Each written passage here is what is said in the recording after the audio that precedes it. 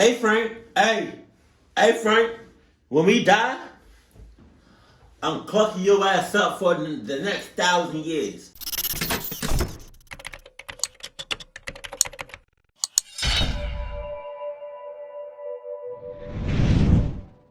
Sup, dope? What? Sometimes, everyday people are forced to make truly unthinkable decisions. Not me. Take, for example, somebody who goes to work like normal, and then a fire breaks out in their office, they can't get rescued, and suddenly this person is deciding whether they want to burn to death or just... That could not be me. You know why? You know why? That could not be me. I'm not like these other niggas out here. I'm not like Charles. I'm not like Sam, Alex, Toby. What's up, Toby? I'm not like y'all out here. I'm not like Samantha, Ashley, Brittany, Jasmine, Jackie. I'm not like y'all out here. I'm not a regular ass nigga. And you know why? Because I got Adidas blood in me. Cluckers you talking about. out the window to their death. Now, when we hear about these totally tragic stories, we all wonder the same thing. What would we do in that situation? Well, I want you to keep that question in the back of your mind as you listen to today's story, because it's about these two people who find themselves in a totally hopeless situation. And so as it unfolds, ask yourself, what would you do? But before we get into that... What would I do? What would I do? What would I do? Comment below what you think I would do in any situation. Let me know in the comment section. Comment right now what you think I would do. And then I'm going to say what I'm going to do.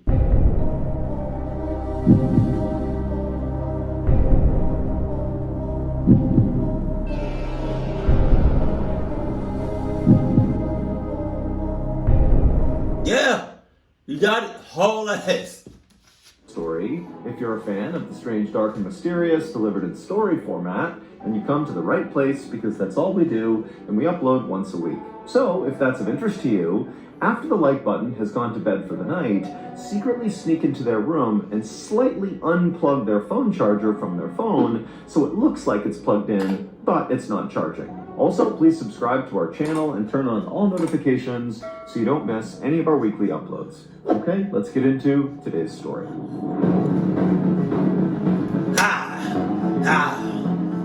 That dice roll. Dice roll.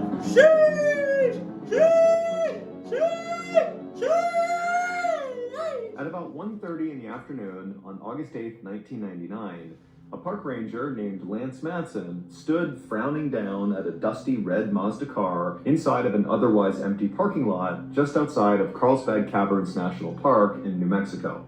Lance knew the two men who owned this red Mazda had taken out a one-night permit to be allowed to go into Rattlesnake Canyon, which is one of the most isolated parts of this national park. It's basically just a single long, scrubby little trail that's kind of all desert with high canyon walls on either side. In order to get access to Rattlesnake Canyon, people need to go to the visitor center and literally fill out paperwork so the park rangers know they're out there and can go out and check on them if they don't come back in time. And so the two men who owned the Mazda had done that. They had filled out all the paperwork. But now Lance was noticing they had not returned at the end of their permit. They had stayed out, presumably in Rattlesnake Canyon, for an additional 3 nights. Now, Lance was not concerned because people did do this. It was more like he was annoyed because now he would have to go out into Rattlesnake Canyon and find these two guys and figure out what was going on. So Lance and the park volunteer that he was with began walking on the trail in the direction of Rattlesnake Canyon. And after walking less than a mile on this trail, Lance and this volunteer looked up ahead, and just off the trail, there was a green and maroon tent that was pitched right out in the open. And so Lance immediately assumed that this had to be the two men who owned the red Mazda, and so very quickly, Lance's annoyance was replaced with relief, because it turned out it was really easy to find these two campers, and he'd be able to go figure out what was going on and either get them back to their car and get them to leave, or if they wanted to, they could, in theory, extend and stay longer with the right permitting. But when Lance and his partner walked down the trail and left the trail to go walk over to this tent, they started to notice there was something off about it. Right away, as they got closer and closer to this tent, they began to smell this horrible kind of chemical burning smell, and then also all over the ground were all these little bits of burned pieces of trash. And then finally, when Lance and his partner actually arrived right in front of the tent, and they were looking down at the closed flap that was zipped shut, they saw clearly there was something moving around inside of the tent. But whoever or whatever it was wasn't making any noise. And so Lance and his partner, they kind of looked at each other, and they both at this point were pretty nervous. Their hearts are racing, they don't know what's going on here. And then Lance just kind of impulsively reached down, unzipped the tent, and lifted it open. And when he saw what was inside, he immediately was hit with this wave of fear and anxiety. 3 days earlier, on August 5th, 1999, a 26-year-old man named David Coughlin woke up in his sleeping bag inside of his green and maroon tent in Rattlesnake Canyon. And as soon as David sat up, he smiled because he could hear right outside of his tent the sound of his best friend, Raffi Kodakian, making breakfast and gathering up supplies for that morning's hike. Dave and Raffi were on what they called a trip of a lifetime. 6 days earlier, they had left their hometown of Boston, Massachusetts, and traveled more than 2,000 miles west, sleeping at campsites and cheap motels along the way. Their final destination was a university in Santa Barbara, California, where Dave was going to be getting his master's in environmental engineering, but they were going to basically turn the journey out to California into a big vacation. And Carlsbad Caverns National Park was easily both of the men's favorite spots so far, because unlike the other campgrounds they had stayed at so far, which were kind of cheap and small, Carlsbad Caverns was huge. It was 47,000 acres of just wild desert. And so for Dave and Raffi, whose normal everyday lives were kind of safe and boring, doing desk jobs and the like, this felt sort of thrilling, like they were cowboys exploring the Wild West. As Dave sat inside of his tent, listening to Raffi make breakfast and get ready, Dave noticed he was already sweating. Despite it being pretty early in the morning, it was just already so hot outside. And so Dave grabbed his water and took a sip, and as he did, he thought about that park ranger who had helped them fill out their paperwork to be allowed to come out into Rattlesnake Canyon, who had made a really big deal about ensuring that Dave and Raffi each have at least 1 gallon of water per person per day that they were going to be out here because of the heat. But after they had left the park ranger, Raffi, who had way more experience camping than Dave did, explained to Dave that that was totally overkill and they didn't need that much water. So instead of bringing 2 huge gallons of water for the single... Sir, I know you might... Look, hey, Frank. I don't know why I said Frank. I'm going to just say Frank. Frank, I know you my boy. We boys, we've been through hell and back. We've been to heaven and beyond,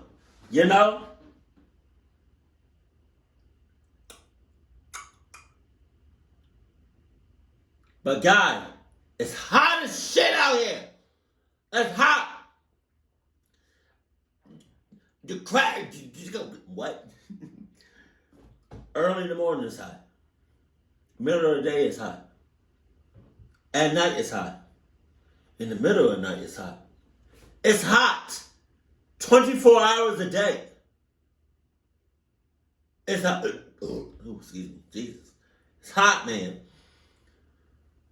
So I'm going to drink what I think is right amount of water. Because we're not doing it. You're not about to kill me out here.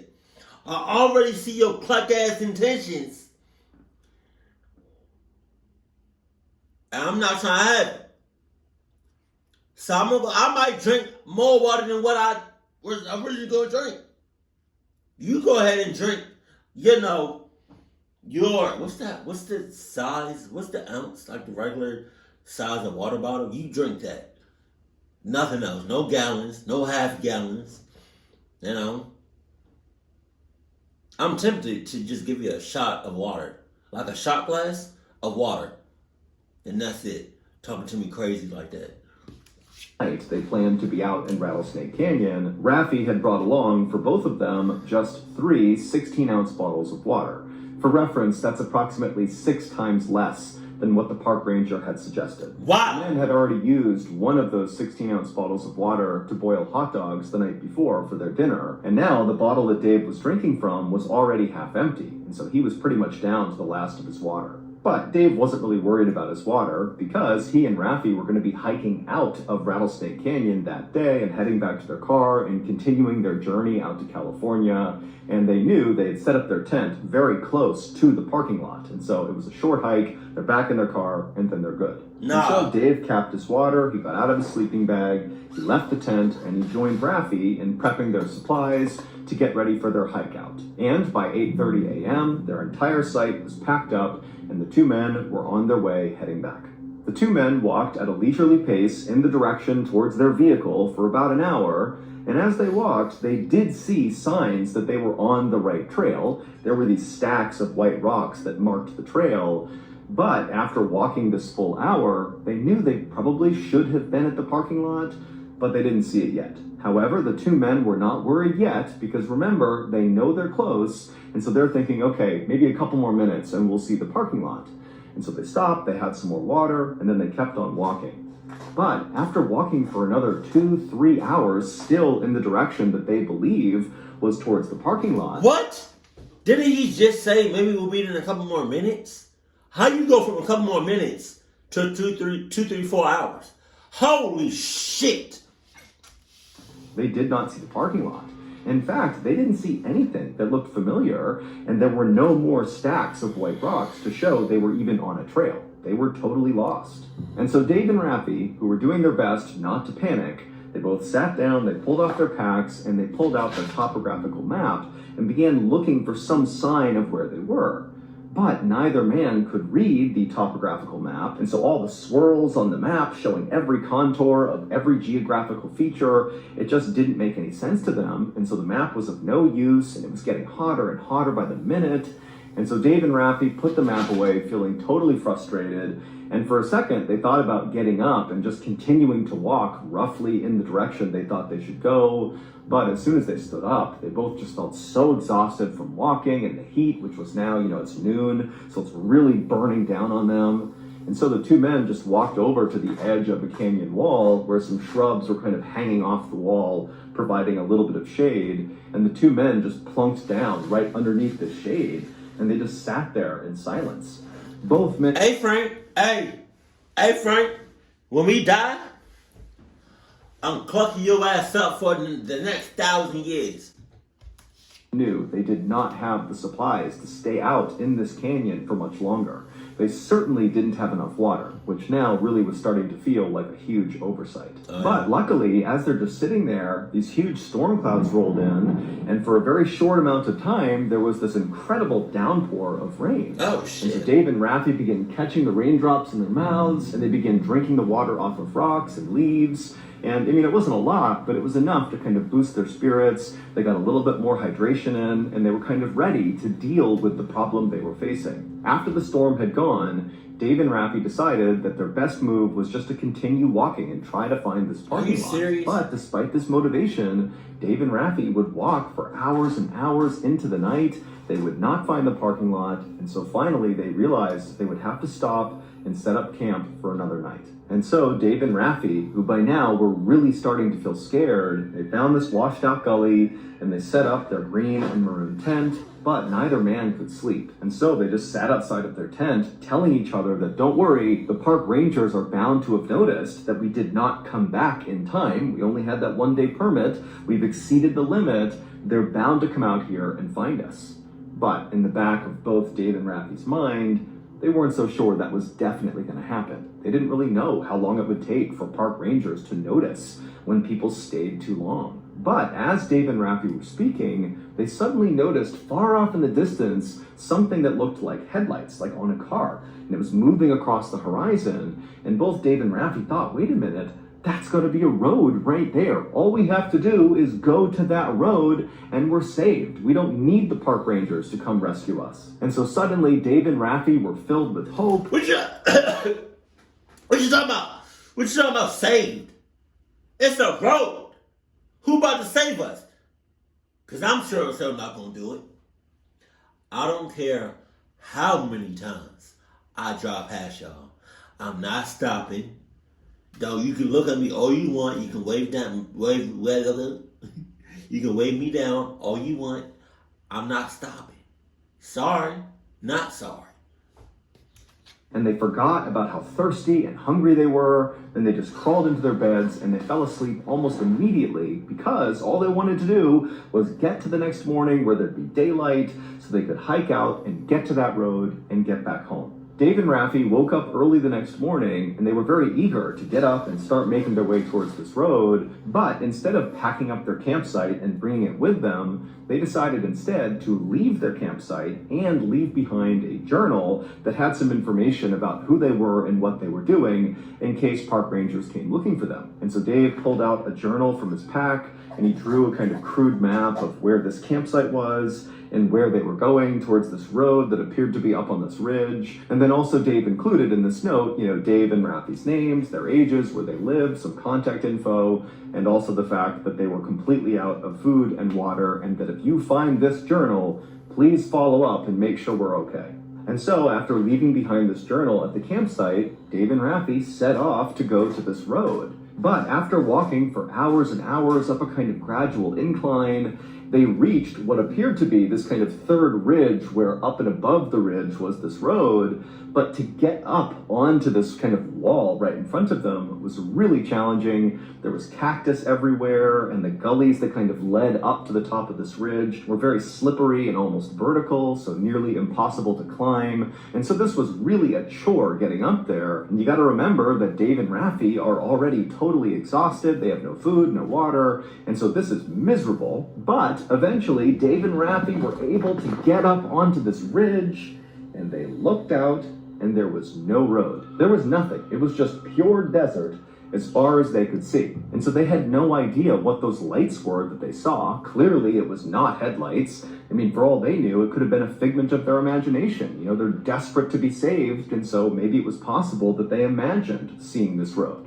And so as the two men stared in stunned silence at nothingness in front of them, they noticed that a buzzard had actually begun flying in slow circles over their head, almost like it was just waiting for the two men to die so the buzzard could come down and eat them. Now, Dave was ready right then and there to head back to their campsite and just wait, but Raffi was insistent that they just keep on going because you never know, maybe there is a road just a little bit farther along. But after walking for maybe a couple more hours, they did not see a road, and by this point, both men were beyond exhausted, and so the two men did finally turn around and painstakingly walk their way all the way back to their campsite. And as they're walking, they're telling themselves, maybe we'll get there and park rangers will be waiting for us. A search party will be here. But when they got to their campsite, there was absolutely no sign that anybody had come to their campsite since they left. Their journal with their note and their crude map and all that was still just sitting right in the middle of their campsite untouched. And it was at this point that Dave and Raffi's spirits were just totally broken. The next morning was Saturday, August 7th. So Dave and Raffi were now beginning their fourth day in the desert and their third day without any water. Raffi had gotten really sick from drinking his own urine, and Dave had begun to experience all these horrible stomach cramps, very likely from eating unripe prickly pears. Also, Dave's legs were starting to seize up, which made it nearly impossible to walk. And so the two men knew they had no chance of hiking out of here to safety. They really just had to wait for their rescue to come. And so that day, Dave and Raffi attempted, with the little energy they had, to make a huge SOS symbol on the ground using rocks. But after putting the S down and the O down, they didn't have enough energy to collect more rocks to make the last S. And so they did not finish their SOS symbol. And then also Raffi at some point soaked his sleeping bag in fuel and lit it on fire to try to create a smoke signal that somebody might see. But the smoke didn't get high enough, and so it didn't work. And so all that really accomplished was it destroyed Raffi's sleeping bag and also created this terrible stench around their campsite of burning chemicals from having burned the polyester material that made up the sleeping bag. And so by that afternoon, when the sun was right over their head and beating down on them, Dave and Raffi just crawled inside of their tent and laid there in silence. And as they did, they noticed the stones underneath their tent felt kind of cool, and so they cut the bottom of the tent out and just laid directly on these loose rocks inside of their tent. By that evening, when still no rescuers had arrived, Dave and Raffi really began to realize that this could be the end. And so Dave, he grabbed that notebook where they had drawn that crude map of where the lights and the road had been, and he flipped the page, and then he wrote a note to his girlfriend, basically saying goodbye, because he knew he was probably going to die.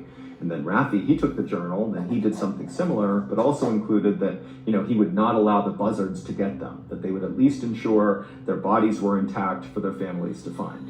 And then after writing these notes and tucking the journal away, Dave and Raffi crawled out of the tent because by now it's dark out, the sun's not out, it's a little bit cooler outside. And the two men, they sat down and they began having a fairly matter-of-fact conversation about the situation they were in. Both men were very emotional. At one point, Dave began screaming and crying just out of despair. But at the end of this conversation, the two men made a decision, an unthinkable one, that really would only ever be made in a situation like this. And so after both men were on the same page, they crawled inside the tent and zipped it up. It was the next morning, August 8th, 1999, when that park ranger and his volunteer that was with him had walked along the trail towards Rattlesnake Canyon and discovered Dave and Raffi's ransacked campsite. And they had walked up and they had seen all the burned materials nearby, which was Raffi's sleeping bag and other bits of trash they had tried to burn. And then they had gone to the front of the tent, and Lance had opened it up, and when he looked inside, he saw Raffi, who was alive. He was laying on his side, and he was only wearing these filthy green shorts, and he just looked totally emaciated and terrible and haggard. I mean, the guy really looked like he was on death's door. And then Raffi, when he saw Lance looking in, he just said, "Please tell me you have some water." And Lance did have some water. He gave it to him. And then Lance, knowing that Raffi was with another person, Dave, he said, "Hey, where is the guy you were with?" And Raffi, as he's drinking the water, just kind of casually pointed out of the tent somewhere off behind where Lance and his partner was. And so Lance and his partner, they turned around and they didn't see anybody. They were just kind of looking off towards the canyon wall, and there was nothing there. And so Lance turned around again and he said, "Are you sure he's over there?" And Raffi, without any expression on his face, just continued to point and said, "Yes, he's right over there." And so Lance, he got up, he turned around, and he began walking towards this canyon wall. But before he got there, he nearly tripped over this arrangement of rocks on the ground. And when he looked down at them, he knew someone clearly had arranged these rocks in a particular way. And so, with a growing sense of dread, Lance reached down and he moved aside one of these rocks. And underneath it, he saw Dave's face. Jesus Christ. And it turned out, the night before, when Raffi and Dave had crawled outside of their tent and began having that very intense conversation, what they were talking about is, what do? We know we're going to die. No one's going to reach us before we die of starvation, or we die of dehydration, or maybe some animal is going to come attack us and kill us. Like, we don't have any hope. And so as they were sitting there, Dave actually pulled out his pocket knife and attempted to cut his wrists, but he couldn't cut deep enough to actually kill himself. And so Dave said to Raffi, "You're gonna have to kill me. And then after that, you're gonna have to kill yourself." And Raffi had agreed. And so Raffi and Dave, they went back inside their tent with no floor, it's just open rocks in the bottom. And Dave, he lied down on his back and he pulled his shirt up and he exposed his rib cage.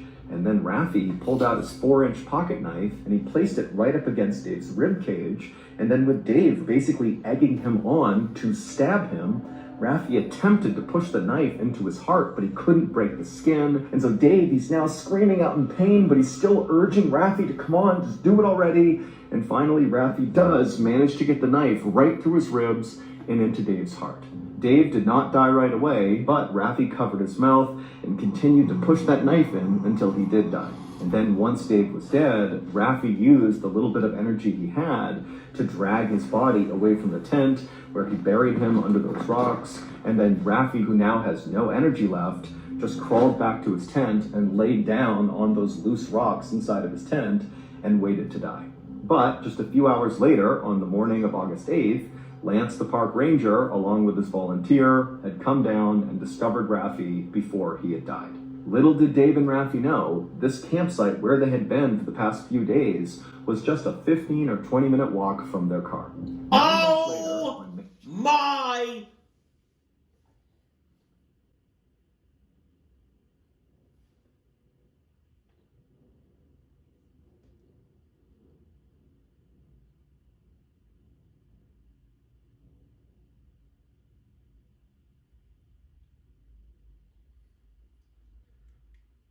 How did they even get to that point? How did they get so far away?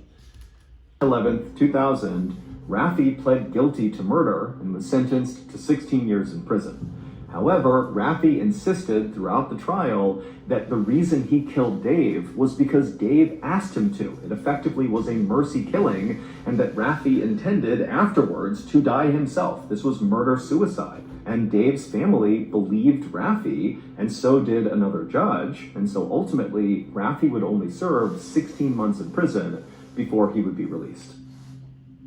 I hope that was the case.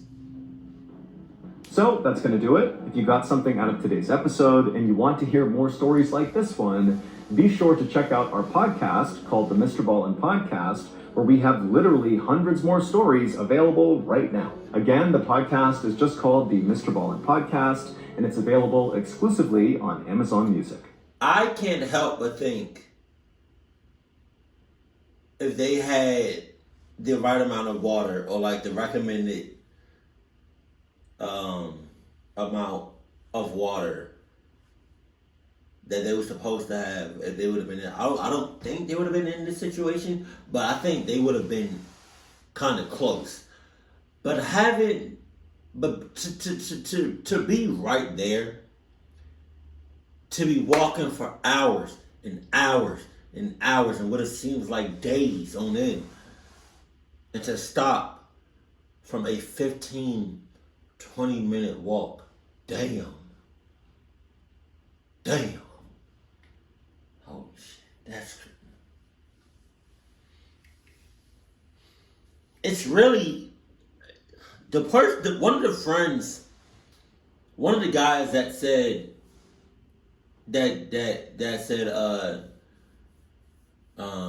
not, it's okay to not have the recommended amount of water. Who was that? Because that's clucked up. That's God damn it. And you used half of that to boil to make some hot dogs. Okay. Keep it cool, keep it classy, and I love you. Stay happy, my family.